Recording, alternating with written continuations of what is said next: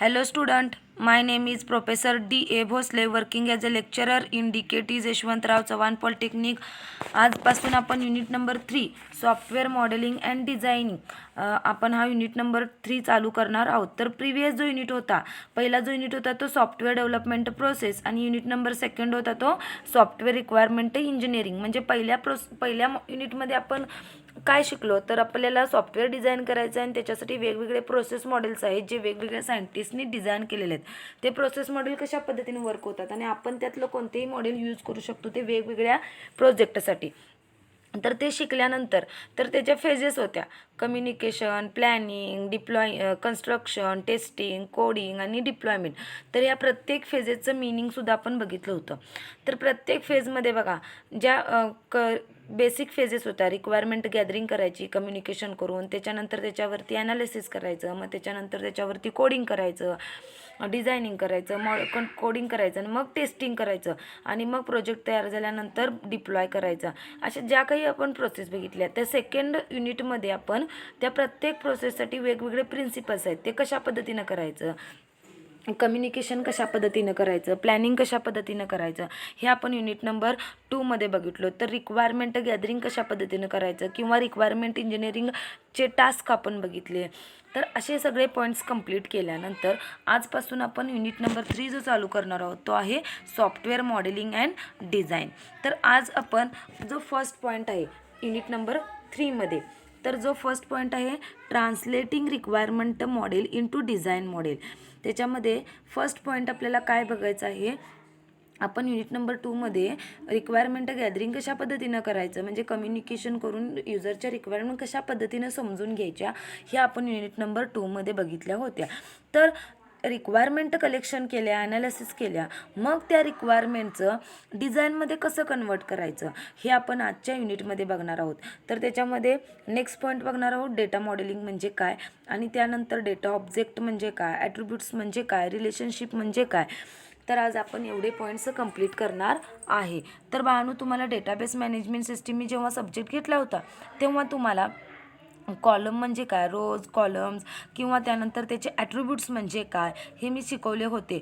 तर हेच कन्सेप्ट सॉफ्टवेअरमध्ये आहेत, फक्त ह्या सॉफ्टवेअर इंजिनिअरिंगमध्ये वेगळ्या पद्धतीनं सेम मिनिंग्ज असणार आहेत, फक्त त्याचा यूज मात्र वेगळ्या पद्धतीने असतो. आणि आपण DMSमध्ये कॉलम्स आणि रोजसाठी आपण ॲट्रिब्यूट्स यूज करत होतो, पण इथं कशा पद्धतीने ॲट्रिब्यूट्स असतात हे आज आपण बघणार आहोत. तर चालू करूया.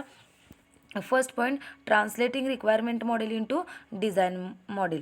म्हणजेच आपण रिक्वायरमेंट मॉडेल युजरच्या ज्या काही रिक्वायरमेंट्स आहेत, आता आपण फॉर एक्झाम्पल प्रोजेक्ट तयार करणार आहोत आणि त्या युजरच्या जे काही रिक्वायरमेंट्स आहेत त्या डिझाईन मॉडेलमध्ये आपल्याला कन्वर्ट करायच्या आहेत. आपण त्या कशासाठी कन्वर्ट करायच्या असतात तर software designing is the process of translating the analysis model into design model. म्हणजे ज्या काही रिक्वायरमेंट आपण ॲनालिसिस केलेले आहेत त्या डिझाईन मॉडेलमध्ये कन्वर्ट करायच्या आहेत.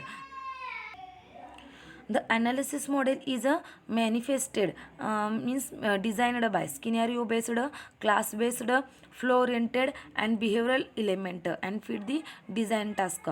त्यानंतर तुम्हाला एक पुढच्या स्लाईडवरती मी डायग्राम दाखवणार आहे. तर त्याच्यानंतर तुमच्या लक्षात येईल की ॲनालिसिस मॉडेल कशा पद्धतीने वेगवेगळ्या पद्धतीनं वेगवेगळ्या मॉडेल्समध्ये डिझाईन करतात.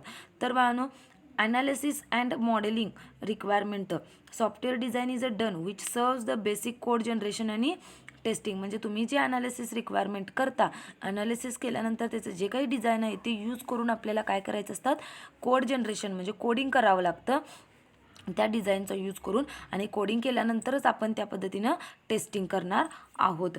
तर software designing is the process of software designing म्हणजेच काय, ही एक प्रोसेस आहे. तर ट्रान्सलेटिंग ॲनालिसिस मॉडेल म्हणजे आपण ज्या रिक्वायरमेंट कलेक्ट केल्या, त्या ॲनालिसिस केल्या, स्टडी केल्या, कोणत्या रिक्वायरमेंट कॉन्स्टंट ठेवायच्या, कोणत्या रिक्वायरमेंट आपल्याला नको, त्या रिक्वायरमेंट ॲनालिसिस केलेल्या असतात, त्या रिक्वायरमेंट डिझाईन मॉडेलमध्ये कन्वर्ट करण्याच्या प्रोसेसला आपण काय म्हणतो, सॉफ्टवेअर डिझायनिंग.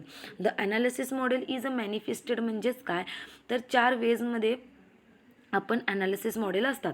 4 वेज कोणकोणते असतात तर ॲनालिसिस मॉडेलचे स्किनियरिओ बेस्ड, पहिला जो आहे तो स्किनियरिओ बेस्ड, सेकंड आहे क्लास बेस्ड, थर्ड आहे फ्लो ओरिएंटेड आणि थर्ड आहे फ्लो ओरिएंटेड आणि फोर्थ आहे बिहेवियरल इलेमेंट. तर 4मध्ये ॲनालिसिस मॉडेल्स असतात. तर 4 पार्ट आता हे ॲनालिसिस मॉडेलचे झाले. तर तेच काय करायचे, तर त्याचं कन्व्हर्जन डिझाईन मॉडेलमध्ये करायचं आहे. त्यामध्ये द आर्किटेक्चरल डिझाईन डिफाईन्स दी, आता बाळांनो तुम्हाला एक पुढं डायग्राम दिसते बघा, काय दाखवते.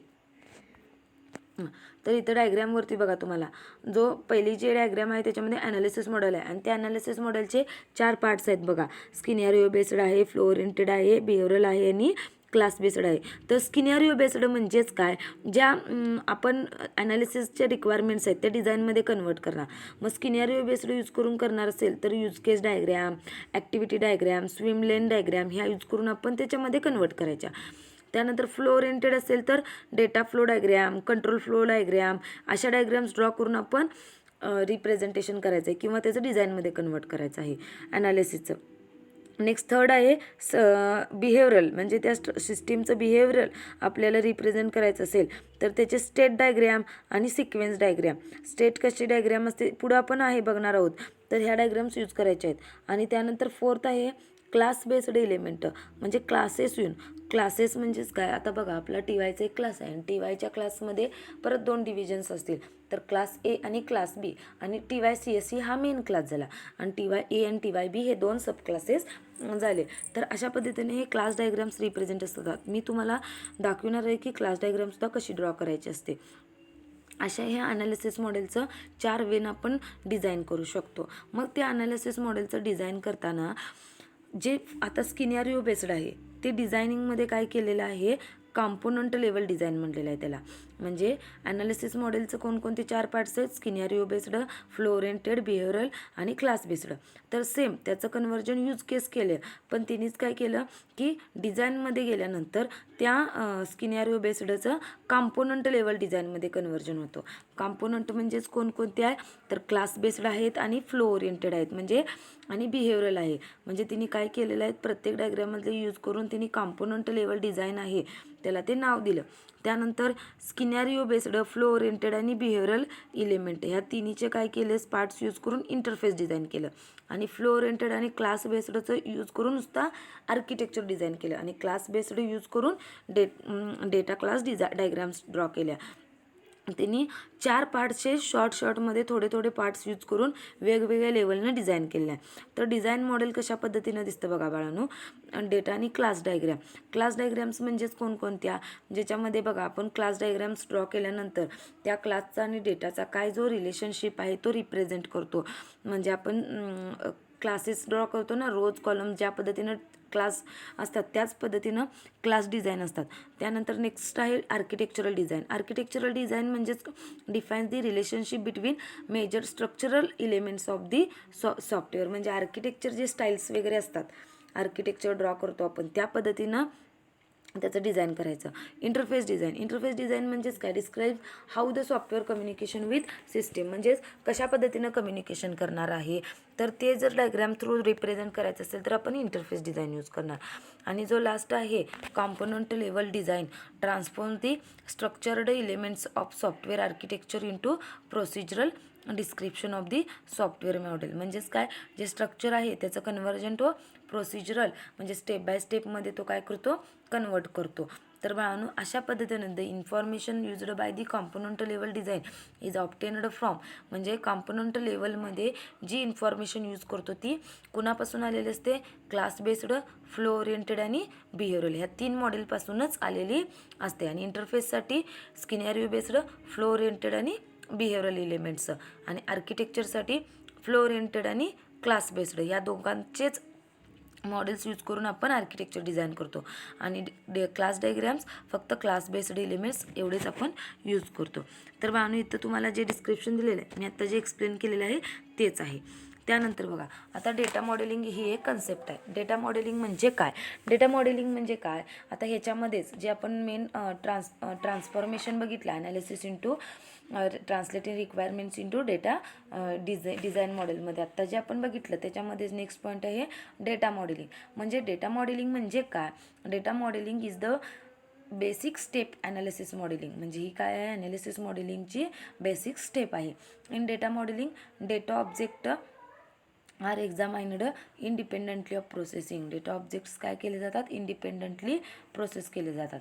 The data domain is a focused and model is a created at the customers level of abstraction. The data domain is a focused म्हणजेच काय तर मॉडेल आपण जे काही करतो यूज करतो म्हणजे आपण वेगवेगळे मॉडेल्स रिप्रेझेंट करतो तर त्याच्यावरती इन्फॉर्मेशनवरती जास्त फोकस केला जातो. The data model represents how the data object are related with another. म्हणजे डेटा मॉडेल काय रिप्रेझेंट करतो की त्याच्यामध्ये वेगवेगळे ऑब्जेक्ट असतात तर ते ऑब्जेक्ट कशा दुसऱ्या ऑब्जेक्टबरोबर त्यांचं रिलेशन आहे हे रिप्रेझेंट करण्यासाठी आपण डेटा मॉडेलिंग यूज करतो. तर त्या डेटा मॉडेलिंगमध्ये वेगवेगळ्या कन्सेप्ट आहेत. डेटा ऑब्जेक्ट आहे, ॲट्रिब्यूट्स आहे आणि रिलेशनशिप्स आहेत. तर बाळांनो आज आपण हे पॉईंट्स डिस्कस करणार आहोत. तर डेटा ऑब्जेक्ट म्हणजे काय? डेटा ऑब्जेक्ट म्हणजेच काय तुम्ही जसं सी प्रोग्रॅमिंगमध्ये बघा क्लास आणि ऑब्जेक्ट तुम्ही काय करता सी प्रोग्रॅमिंगमध्ये एक क्लास क्रिएट करता आणि तो क्लास तुम्ही लास्टला एक नवीन त्याचा ऑब्जेक्ट क्रिएट करून त्याचे तुम्ही त्या ऑब्जेक्ट थ्रू काय करता सगळे फंक्शन्स ॲक्सेस करता. तर तसंच सेम क्लास म्हणजेच काय डेटा ऑब्जेक्ट म्हणजेच काय data object is a set of the attributes. म्हणजे डेटा ऑब्जेक्ट म्हणजेच काय जेवढे तुमचे त्या क्लासमध्ये जेवढे काही त्याचे ऑब्जेक्ट क्रिएट केला आहे तर त्यांचा जो सेट असतो म्हणजे set of the attributes that will be manipulated within the software. जितके आपले ॲट्रिब्यूट्स आहेत त्या सिस्टीममध्ये त्यांच्या सेटला आपण काय म्हणायचं आहे data object. Each instance of a data object can be identified with the help of unique identifier.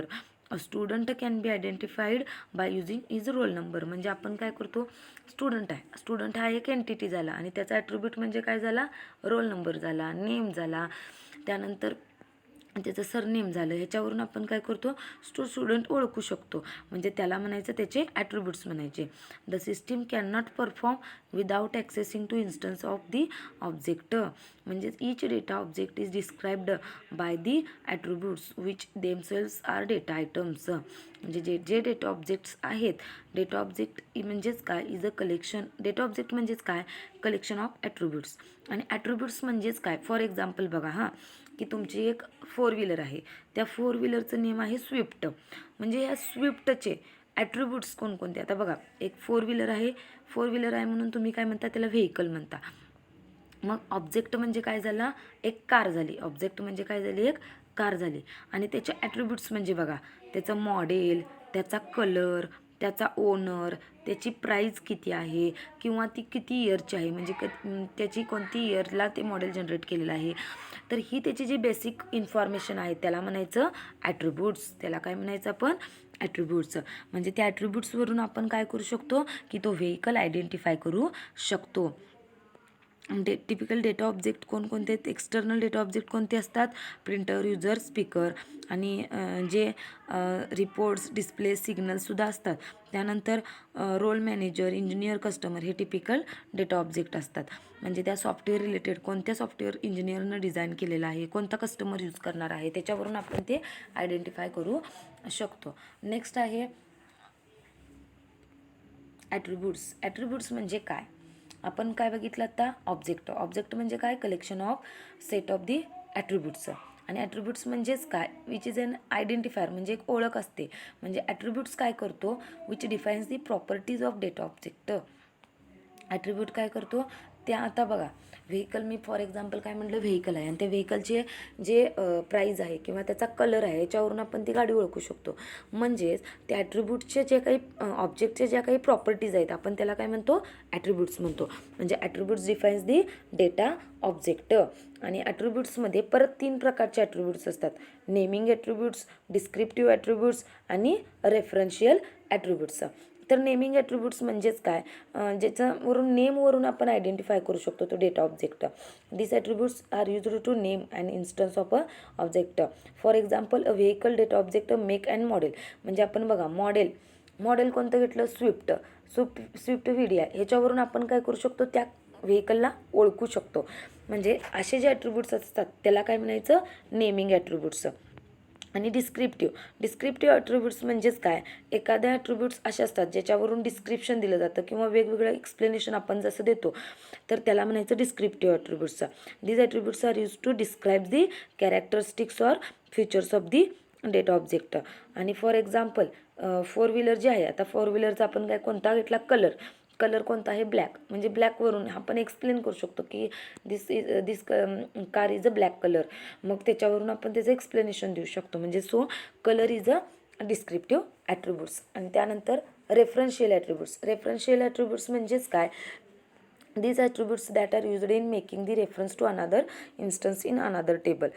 म्हणजे रेफरन्स म्हणजे लिंक, आपण एकमेकाला जशा पद्धतीनं कनेक्शन करतो, म्हणजे रेफरन्स कुठेतरी असतो त्याचा. तर असे जे ॲट्रिब्यूट्स असतात, म्हणजे एखाद्या ऑब्जेक्टचा इन्स्टन्सचा अनादर टेबल किंवा अनादर कुठेतरी त्या दोन इन्फॉर्मेशनचं एकमेकाशी कनेक्ट केलं असेल तर आपण त्याला काय म्हणतो, रेफरन्शियल ॲट्रिब्यूट्स.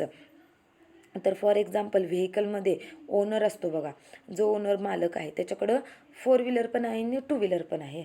म्हणजे हे दोघांचं पण काय होणार आहे, सेम मालक असणार आहे त्यांचं. त्यामुळं 2 व्हीलर आणि 4 व्हीलर या दोघांच्यामध्ये सेम ॲट्रिब्यूट कोणता झाला, ओनरने. त्यामुळे त्यांचा रेफरन्शियल, त्या आपण काय म्हणू शकतो, रेफरन्शियल ॲट्रिब्यूट्स. क्वेश्चन विचारतात बाळांनो की explain attributes of data modelling. Data modelling मध्ये ॲट्रिब्यूट्स म्हणजे काय सांगा, किंवा explain types of the attributes. तेव्हा ॲट्रिब्यूट म्हणजे काय, attribute is a nothing but a properties of data objects. आणि त्याचे 3 टाईप्स आहेत, नेमिंग, डिस्क्रिप्टिव्ह आणि रेफरन्शियल. हे 3 1 बाय 1 एक्सप्लेन करायचे आहेत. त्यानंतर लास्ट पॉईंट आहे रिलेशनशिप. रिलेशनशिप म्हणजेच काय, तर एका ऑब्जेक्टचं दुसऱ्या ऑब्जेक्टबरोबर काय संबंध आहे किंवा काय कनेक्शन आहे ते रिप्रेझेंट करण्यासाठी आपण काय यूज करतो, relationship. Relationship represent the connection between the object. आता फॉर एक्झाम्पल घेतले, शॉपकीपर एक आहे म्हणजे दुकानदार, आणि दुकानदार आहे आणि दुकानात काय आहेत, खेळणी आहेत. तर त्या शॉपकीपरचं आणि त्यामध्ये शॉपकीपर आणि टॉईज असे 2 ऑब्जेक्ट झाले. तर त्याच्यामध्ये जे काही रिलेशन असतं, म्हणजे शॉपकीपर काय करतो, ऑर्डर्स दी टॉईज. म्हणजे तो काय करतो, शॉपकीपर म्हणजे दुकानदार, त्याच्या दुकानात आता खेळणी पाहिजे, तर तो काय करतो, आता ऑनलाईन ऑर्डर करतो. त्यानंतर तो शॉपकीपर काय करतो, सेल्स दी टॉईज. म्हणजे तो शॉपकीपर ऑर्डर करून घेतलेला माल तो विकतो.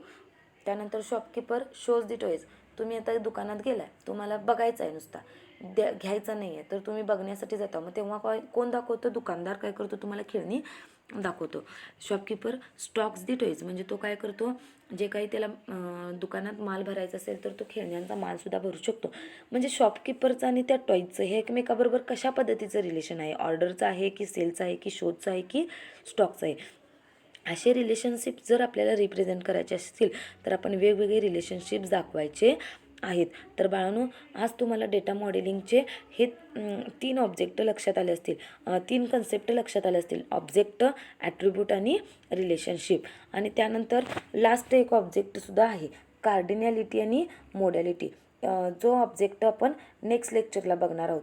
तरीसुद्धा मी सांगतो की ऑब्जेक्ट, कार्डिनॅलिटी आणि मोडॅलिटी म्हणजे काय, तर किती म्हणजे त्याचे ऑकरन्सेस, म्हणजे 1 to 1, म्हणजे एका स्टुडंटचं माझ्या दुसऱ्या स्टुडंटबरोबर कसं रिलेशन आहे, 1 to 1 आहे की 1 to many आहे की many to 1 आहे. म्हणजे अशा पद्धतीचं जे काही रिलेशनशिप आहे ते रिप्रेझेंट करण्यासाठी आपण काय यूज करतो, कार्डिनॅलिटी. आणि modality indicates the whether the or particular the object participate in the relationship. म्हणजे तो ऑब्जेक्ट त्याच्यामध्ये इन्व्हॉल्व आहे की नाही हे दाखवण्यासाठी मोडॅलिटी दाखवतात. तर नेक्स्ट लेक्चरला आपण ते पॉईंट्स डिस्कस करणार आहोत. तर आजच्या लेक्चरमध्ये आपण कशा पद्धतीनं ॲनालिसिस मॉडेलच्या ज्या काही रिक्वायरमेंट्स मॉडेल्स असतात त्या डिझाईन मॉडेलमध्ये कशा पद्धतीनं कन्वर्ट करायच्या, त्यानंतर डेटा मॉडेलिंग म्हणजे काय आणि डेटा मॉडेलिंगचे ऑब्जेक्ट्स, आपण डेटा मॉडेलिंगचे कन्सेप्ट्स, डेटा ऑब्जेक्ट, त्यानंतर ॲट्रिब्यूट म्हणजे काय, ॲट्रिब्यूटचे 3 टाईप्स, आणि त्यानंतर रिलेशनशिप म्हणजे काय, हे पॉईंट्स आपण डिस्कस केलेले आहे. त्याच्यावरती बाळांनो क्वेश्चन विचारतात, explain data object, attribute and relationship. तर तुम्हाला हे आन्सर्स देता आले पाहिजेत. तर आज आपण इथंच थांबूया. थँक्यू.